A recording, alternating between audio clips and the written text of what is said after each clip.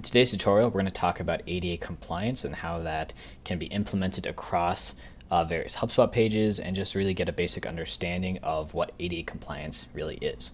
So essentially ADA compliance, and ADA stands for Americans with Disabilities Act. So this was a law that was passed that basically requires various websites on the internet to be navigatable and usable and accessible to a variety of people. That could be someone who is blind, has low vision, who even like isn't able to use a regular keyboard. So there's a lot of different aspects to ADA compliance, but essentially it's anyone in America, regardless of their state in life, should be able to use and navigate and interact with your website just as easily as someone else. And so right off the bat, first thing I want to talk about are Aria labels. So Aria labels are kind of a very common feature of ADA compliance. So essentially, these are just ways to kind of accessibly label various elements on your page. For example, an Aria label for this hamburger menu. Even though it's a button, we want to assign an Aria label of menu to it so that if someone is, using a screen reader to go through this page, they understand what this image is and it being a menu. Another one, Aria labeled by. This one's a little different because instead of actually labeling the specific item, as you'll see here, the Aria label by is RG label. Well, this RG label, in that radio group, which is water, tea, coffee, cola, ginger ale, is actually referring back to this ID up here, RG label, which is actually drink options. So this Aria label by is actually saying, okay, well, this tea or this coffee or this cola is a drink option, and it's not saying this cola is actually cola. So these are kind of two very common elements and labels that you see throughout various forms or navigation items or just content on a page like list items to kind of give people a better idea of how specific items are related to each other, whether it be ginger ale is a drink option, or just kind of better explaining what this image here, this little these three lines, this icon is actually a menu, and that's all done through the Aria label. Another big one is alt text. So alt text, all these images on this page, all of these, everything on here needs to have alt text, alternative text. And so that's basically used for a variety of reasons, both with ADA compliance as well as SEO in general. So all of these, screenshots here, right, they should all have alt text that basically explain what this image is about in a variety of cases. So for example, let's say for some reason the images on this page didn't load. Well, instead of having this image just have alt text of like screenshot for 1919 or some generic file name, this would be something like an Aria labeled by using drink options example or something like that, so that if this image doesn't load, the alt text there would help explain what this image really is. The other part is that by default, because people are using screen readers for people who may be blind or are visually impaired, when they have screen readers kind of going through the content of this page, they'd want to know what this image is about, because it's not like you can go and read through Aria label here and it's a button, Aria label was menu, because this is really just a regular image. And so you want to make sure that your alt text there is accurately describing what the image is about. Another part is color contrast. So obviously, again, for those who are visually impaired, you don't want to have white text on a light background. It's going to be hard to read. Even if you aren't visually impaired, you definitely don't want to have that. So kind of the contrast ratio you want to have is 4.5 to 1. There are a few exceptions to the rule, and again, a lot of these ADA compliant regulations, there are various use cases where it's not a hard and fast rule depending on context. But for example, you want to make sure that you have a 4.5 to 1 color contrast ratio between maybe text on a background color or text on an image, or just kind of anything that would make something hard to read you want to have kind of this ratio, this contrast ratio. A lot of that you can just kind of search and Google around for various tools where you can plug in, your two different colors and see, if that contrast ratio is up to par. So for example, I just do Google ADA color contrast.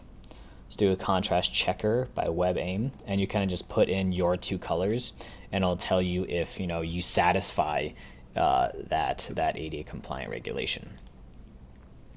Another quick one, various for like hyperlinks. There are two pseudo classes in your CSS called hover and focus. Just make sure that you have classes and pseudo classes and colors and whatnot set up for those pseudo classes for people who are navigating using like the arrow keys or the tab keys, and make sure that you understand which link they are currently focusing on. And then another common one we have is, for example, let's say you have a resource library, which has a whole bunch of different,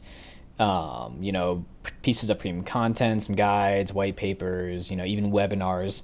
But the issue is that, each of these are, broken down by some sort of, let's pretend it's an image. You have an image and you have some text over here, and then you have, a button underneath that text. Well, in a lot of cases, that button will go to a landing page, but it'll use the same text like get the guide. And if you have 10 CTAs on a page that all say get the guide, well, that could be an ADA violation because it's using the same link text to go to different pages. Again, there is an exception to this rule. For example, this news article summaries. It says a web page contains a collection of news articles, or maybe it's a blog post, or we can even kind of stretch it to be like a list of pieces of premium content. The main page lists the first few sentences of each article, followed by a read more link. So they're all using a read more link, but they have the first few sentences as kind of context. A screen reader command to read the current paragraph provides the context to interpret the purpose of the link. So this is a successful use case, meaning you can have multiple read more links or whatever it is, as long as they're the same, it's the same basic concept, as long as there is sufficient context above that link that will tell whoever's using a screen reader, if they click on this read more link, it's about, that paragraph that you had just read.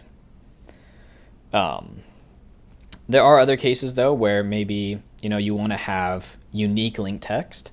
So if you don't want to ever deal with duplicate link text, you could make each link its own unique link text, and that would kind of bypass any of the issues. Like instead of read more for every premium content link, it would be get the name of the guide link. And so if each link name is unique, you won't have an issue there.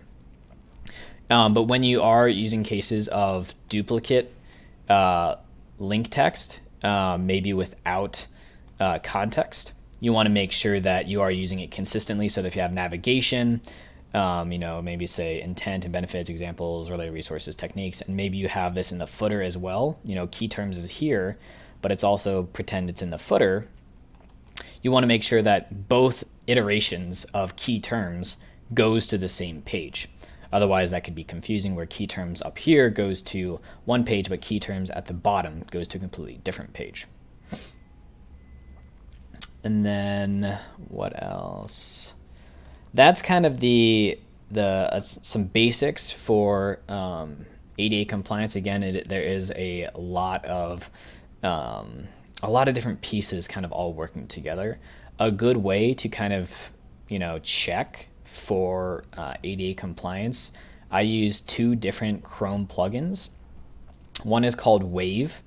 It's up here. You can go to the Google Store and download it. And basically, it'll just check the page for any potential errors or alerts or different, aspects of this page that are successfully ADA compliant, or maybe they're in violation of ADA compliant.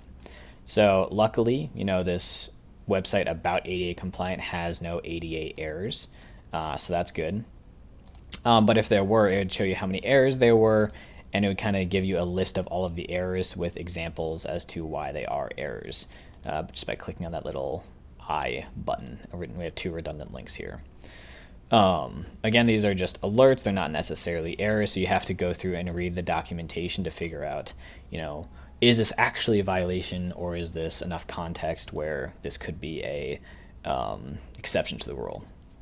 One other important thing right here is skip navigation links. This is a pretty important tool within every single page. So basically, for specific websites where maybe there is a navigation bar that has, dozens of potential links, you'd want to do a skip navigation links before your navigation bar. It doesn't even have to be displayed on this page. But because screen readers would be able to pick up on it, they would be able to read the skip navigation links and wait for the person to either choose to skip the entire navigation and go right to the body of the page, or to actually go through each individual navigation link until they find the one they want. And then another tool I like to use is called Axe. It's another Chrome plugin. And just to use Axe, you would right click on this page, you'd press inspect. It doesn't really matter where you inspect. And then you're going to see this kind of Axe tab in the inspector tool. And I'm going to go to that, and I'm going to do analyze. And so basically it's going to analyze this page and figure out if there are any ADA violations on this page. As there aren't, we get a nice congratulations sign saying that this page is successfully ADA compliant. So again, use these two, Wave and Axe to really delve into those pages to figure out what is ADA compliant, and then I'll give you some information as to why something could be in violation or why something is actually indeed in violation.